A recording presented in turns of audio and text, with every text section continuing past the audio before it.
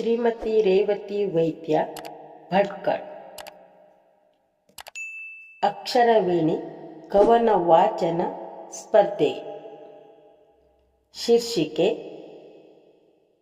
ಬೇವು ಬೆಲ್ಲ. ಶೀರ್ಷಿಕೆ ಬೇವು ಬೆಲ್ಲ. ಮಾವಿನ ಬೇವಿನ ತೋರಣ ಕಟ್ಟೋಣ, ಮನೆ ಮನೆಯಲ್ಲಿ ನವ ಪರ್ವದ ರಸದೌತಣ.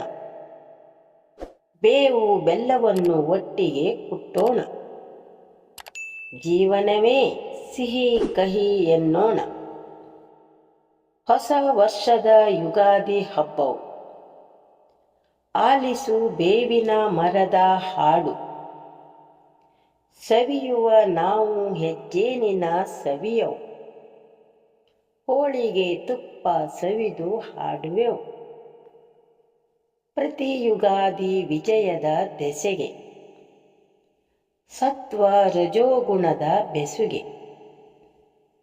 ದೇವಾಲಯಕ್ಕೆ ಹೋಗಿ ಎಲ್ಲರೂ ಪೂಜೆಗೆ, ವರ್ಷದ ನವ ಸಂಕಲ್ಪ ಆಚರಣೆಗೆ.